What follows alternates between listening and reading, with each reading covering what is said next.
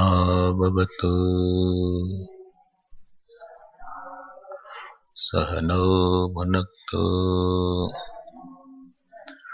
सह वीर्यं करवावहै तेजस्विनावधीतमस्तु मा विद्विषावहै।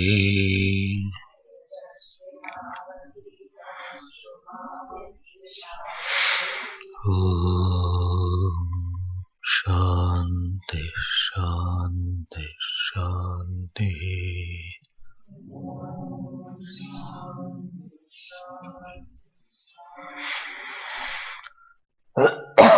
We'll read from 7th verse, 3rd volume.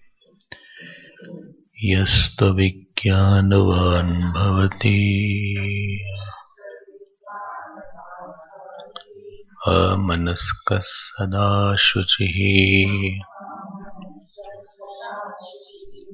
न स तत्पदमाप्नोति संसारं चाधिगच्छति। यस्तु विज्ञानवान् भवति स मनस्कः सदा शुचिः स तु तत्पदमाप्नोति यस्माद् भूयो न जायते। विज्ञानसारथिर्यस्तु मनः प्रग्रहवान् नरः सोत्मनः पारमाप्नोति तद्विष्णोः परमं पदम्। इन्द्रियेभ्यः परायर्थाः अर्थेभ्यश्च परं मनः।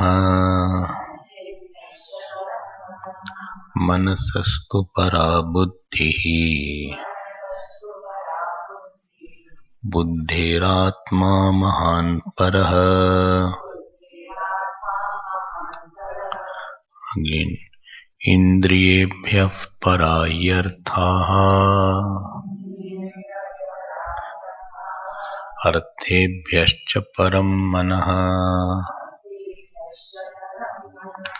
मनसस्तु परा बुद्धिः बुद्धेरात्मा महान् परः। बुद्धिरात्मा महान् परः।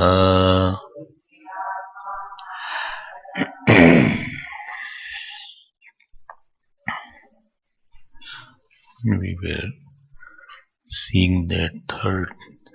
You can give this sentence to her. Shalu is not coming today in the morning. We had seen in our last few classes that from 3rd mantra to 9th mantra was the sadhan prescribed. The fine-tuning the vehicles or the instrument through which you have to do lot of sadhana, which are the components of our sadhana. We are tuning it fine, we are making it more polished, you can say. We are making it more available to me, we are making it more subtler, you can say, controlled, you can say, implementable, you can say. We are chiseling it so that it is Vedant friendly, it is devotion friendly sense organ. The mind is God friendly, and it will take lot of time because it has a very big backlog of its past. Therefore, one will fail at least thousands times. Most of the people. If they are determined, then they will pass, otherwise they will keep on failing only. But if they are determined, they will take time and get over it. If they are not, then they will go to new births and suffer consequently. This we saw that the body should have arogyam, the sense organ should have damaha. Dama is sense organ control. Mind should have shamaha. I am summarizing it. I have given a details of all these. That means the body should be controlled by mind. Sense organ should not control the mind.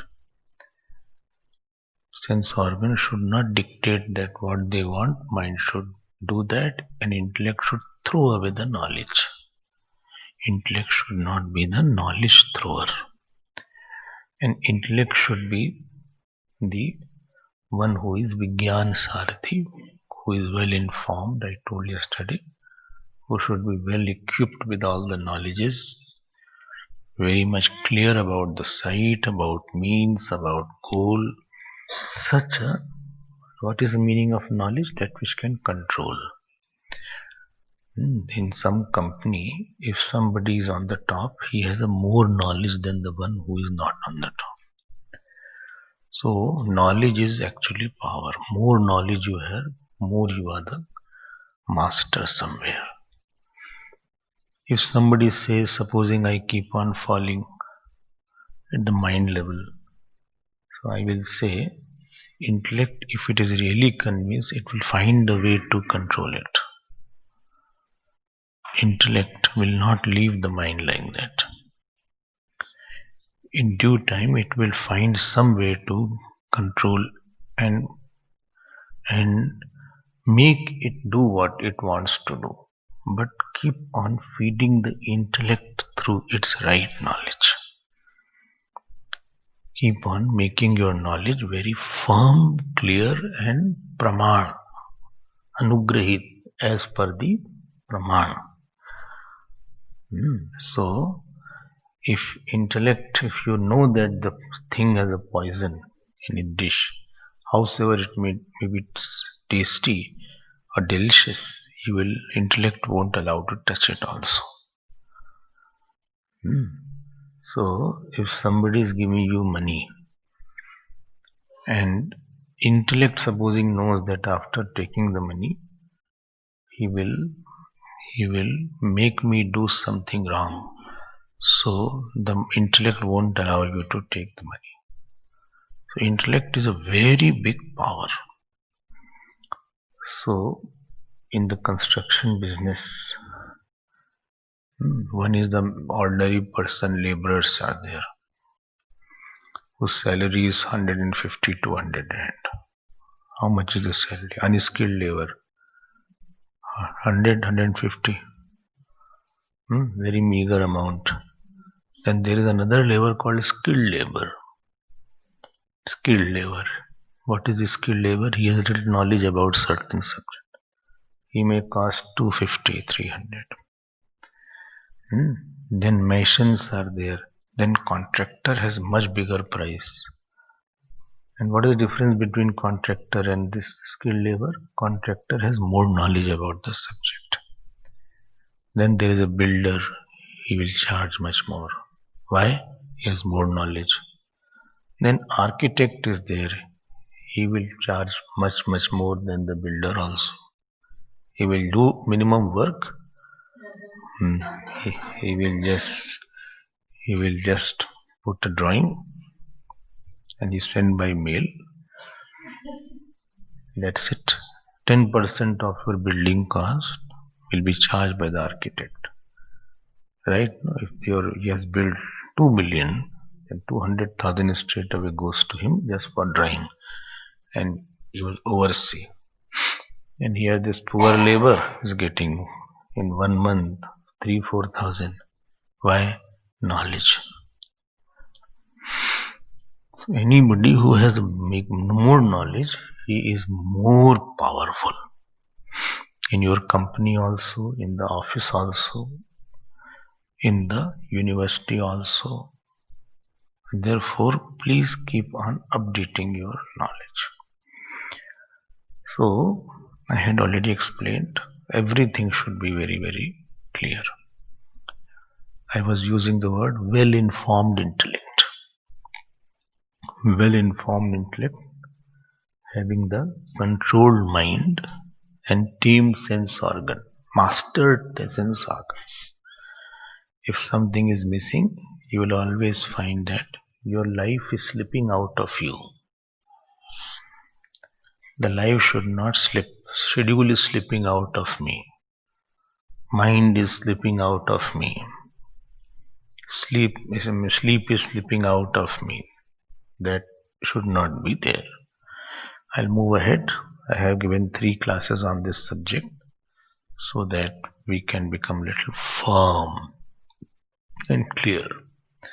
Then it was said in 9th verse, Sodhvana paramapnoti tad Vishnoho paramam padam.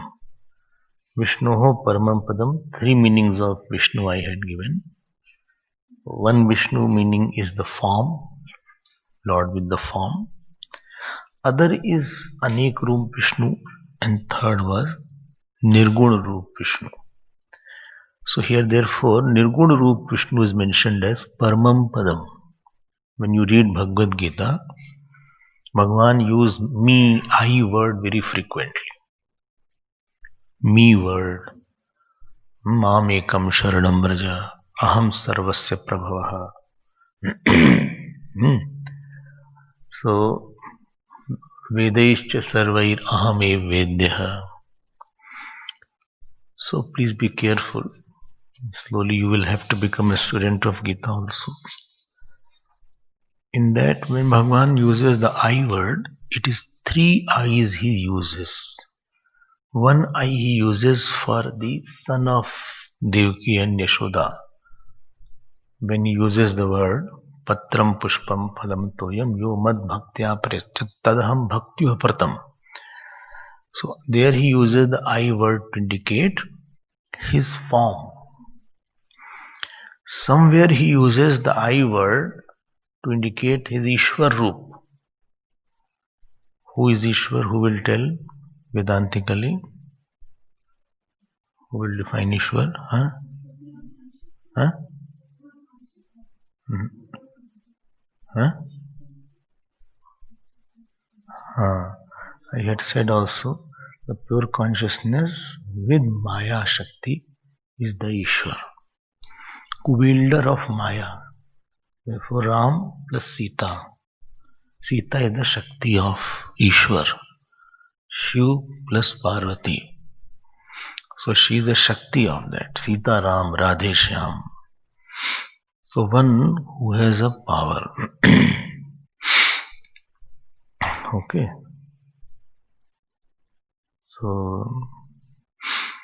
So who is the, all power is there, and one who is the wielder of all power, holder of all power, he is called Ishwar. Technical word is there. Ishwar, consciousness conditioned by Maya is equal to all power. Like I have my power of speech. So the holder of this power of my body is the local Ishwar. This we are all Ishwar, but mini Ishwar. In Gita also Bhagavan has used the word Ishwar for Jeev. Where it is used?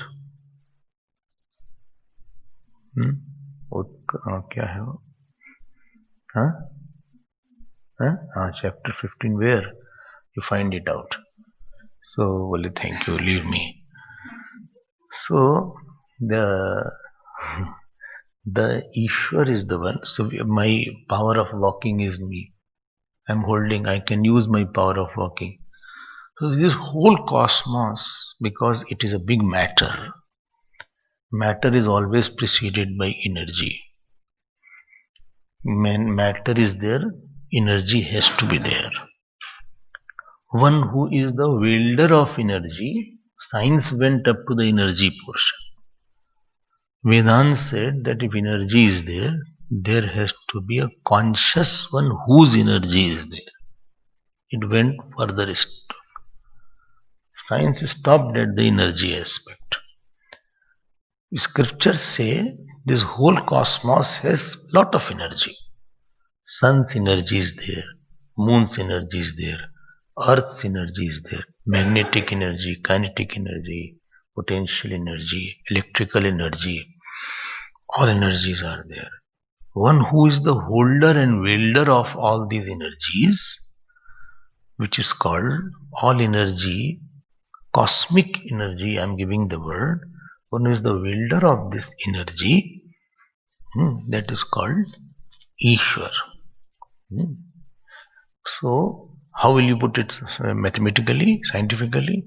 Consciousness conditioned by cosmic Maya or cosmic power is called Ishwar. Okay, so this is another meaning of Vishnu. And third meaning of Vishnu, which is meant here, is the essence. Yesterday I said Sarvam Veveshti iti Vishnu, one who pervades all. This is the meaning of Atma and pure consciousness without Maya. So, pure consciousness without Maya. Therefore, Ishwar has three forms. One is called Nirgun Nirakar Ishwar. Nirgun Nirakar Ishwar, which is without the conditioning of Maya. Second, Sagun Nirakar, not Sagun Sakar. Sagun Nirakar is the consciousness conditioned by Maya, which creates the world. And third is Sagun Sakar. Third is Sagun Sakar, which takes a form.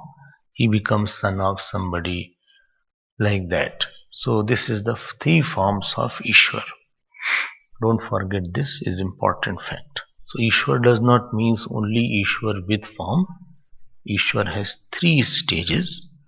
So one is called Nirgun Nirakar. Don't shake the leg, please. One is Nirgun Nirakar, other is Sagun Nirakar, and third is Sagun Sakar. So again say, first was Nirgun Nirakar, that is the pure consciousness without the Maya. Second is Sagun Nirakar with the Maya. And third is Sagun Sakar. With the Maya, he becomes son of somebody. He comes on the earth. He is called Avatar. So this is the three forms of Ishwar. So in the number one, it is the essence of Ishwar. Number two is the power of Ishwar. And number three, nature, the form of Ishwar. There are these three is there. So which one is mentioned? You have to see this point anywhere. Like Bhagavan will say in Gita, Maya tatamidam sarvam, bolo, jagad avyakt, I pervade everybody. Now you tell me, is it possible in form? Can form pervade everybody? Because every form is with boundary. You cannot say one who is pervading all should not have a form. Well, you know, small Krishnas are there. So small Krishnas are between the two Krishna. Don't talk funny. So if you are saying that small Krishnas are pervading, therefore these devotees get shocked when they hear all these things. It doesn't make any logic. And Gita itself is saying, I am not saying anything. 9th chapter, 4th slok, you see. Bhagavan says, I pervade the whole thing. Now how will he pervade with a form? If anything has a form, it cannot pervade all. Because form means a boundary line. When you have a boundary line, that means you are excluding something. When you have to hear with logical mind. You cannot just jump to a conclusion anywhere. When you have a boundary line, then how can anything with a boundary pervade all? Because boundary line itself means after that it is not there. When you say map of South Africa, you mean outside this boundary line, this is not a South African land. It is another country is there. No, small Krishnas are there, they pervade. Small Krishnas are there. If small Krishnas are there, between two Krishna space will be there or not? If two Krishnas are standing, their head will be there. Here is like that. Between the head space will be there. No, don't talk nonsense. So when you call, when all pervading God will always be which one of the three? Nirgun Nirakar. And when it is said he is the maker of whole world, then he is the one which is Sagun Nirakar. Sagun Nirakar with the power. Please note one point. Consciousness is not a power. Consciousness is not a power. Why? I had told this, no? Power is always modifying. Well, consciousness is power. Consciousness is not a power, because power is a modifying thing, and power exhausts. If you run a lot, you will be tired. Tired means what? Power is not there. I used my power a lot. I cannot run anymore. I'm tired. But that means the power of running which you had half an hour back or 1 hour back, that is gone now. Well, my power is not. I can't speak. I'm very tired. Sometimes after 3 hours of talk in the Ramayana, they started asking questions. They don't understand that 3 hours after talking, I should not ask questions. Because already the power has exhausted. Okay. So power has a nature of gaining and losing. You had nice, what is it called, banana. These tennis players are there. Tennis players, they are tired, immediately they will go close by and have one banana. Instant power they will get. So they immediately got back the power. Again they start their games. Power comes and goes. Consciousness does not come and go. Consciousness is not a power. Consciousness is not a power, because consciousness, one property you heard, that was non-modifying. It was consciousness plus non-modifying. And anything which will modify will pass away. So consciousness is not power. Very important point. Consciousness is the substratum of power. Power cannot exist without consciousness. My power of speech cannot exist without me. Otherwise, from I would have sent the power of speech, I would be in the room. I and the power will be together. Please be careful. The power and the consciousness, are they related or not? The power has to be based on the consciousness. Power cannot exist apart from, there is nothing called independent power. My power of walking cannot exist without me. I have to be there to support that power of walking. Power of talking, power of walking, power of speaking, power of digestion, lot of power, the power of hearing, power of thinking. If you think a lot, then also you get tired. Sometimes while sitting, you think a lot and you will be tired of thinking. You say, I'm quite tired, don't. Some people are tired without thinking also. But when you think, something goes away. Power goes away, it decays. Well, I'm tired. Don't talk on any serious topic right now. Talk something light. Talk on whether, talk on which is the popular mango coming in the market. Talk on such thing. Don't talk about the power. On this some serious topic. Why? Capacity is not the thing right now. I'm very tired now. But you were very active 3 hours back. That power has gone now. So similarly, the cosmic power is dependent on the consciousness, but consciousness is not dependent on the cosmic power. And then consciousness associated with that cosmic power, which is called Maya, another word, unmanifest. This consciousness associated with or conditioned by cosmic power is called Ishwar. Like the consciousness associated with the cosmic mind is called Hiranyagarbha. And consciousness associated with the total gross world is called Virat. Some are saying, some are silent. So these are the three levels. I hope you are clear about that. So Ishwar has these three forms, three natures. So and the same, because of the devotee's desire, because of desire of Yashoda ji or Devaki, when the same Ishwar takes a particular form, he is called Avatar or Sagun Sakar Ishwar. Sagun indicates Maya, and Sakar indicates it has taken a form. Like Sagun Nirakar indicates only Maya but not taken a form. Not taken a form, which is the fruit of action giver, one who gives the fruit of action. To give the fruit of action, he need not have a form. But to play with you and to be your son or brother, then he has to take a form. He cannot be without the form. This is the three things, just keep in your mind. Here, therefore, Vishnu word I am going to explain. Tad Vishnu, therefore, Paramam Padam has been mentioned. See how long it takes to clarify one point. How long? And when you will read Gita, which you will read, I hope so, you can easily indicate where is what, where is what. So if you see 12th chapter. So first shlok which Arjun had asked, Evam Satadyukta ye Bhaktas Tvam Upasate. Next line, Ye Chapyaksharam Avyaktam Tesham Ke Yogvittamaha. First line is for out of three Ishwar, which Ishwar is on the first line? Which Ishwar was on the first line?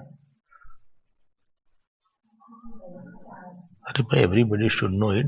That is Ishwar with the form, because you can worship one with the form only. You cannot worship somebody without the form. Only I am offering flower. Where? To that formless God. Formless God does not take flower. You have to worship the flower with the form God. I am offering Naivedya. To whom? To the unmanifest. Don't talk silly things. You are offering Naivedya to somebody who has mouth also and face also and stomach also. Okay. One who has no stomach, what will you offer to him?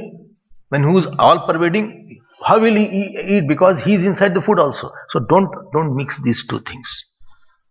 Don't mix these two things. Bhagwan takes a form to be loved and to love.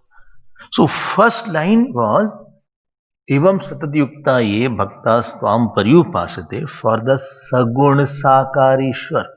Let us put it more for your remembrance. Nirgun Nirakar Ishwar, NN Ishwar. Second is Sagun Nirakar Ishwar, SN Ishwar. And third is Sakur Sakar Ishwar, SS Ishwar. So you can remember that. So one is NN Ishwar, other is SN Ishwar, third is SS Ishwar. Just for remembering. Just for your, don't use it, but just for your memory. So first line is for SN, NN or SS? SS Ishwar. And the second line, Ye Chapyaksharam Avyaktam, one which is all pervading and unmanifest, is which Ishwar? NN Ishwar. To understand this, there is an important point here. NN means Nirgun Nirakar Ishwar. So let us call NN is number 1, SN is number 2, and SS is number 3. Okay. Let us now come to the mantra now.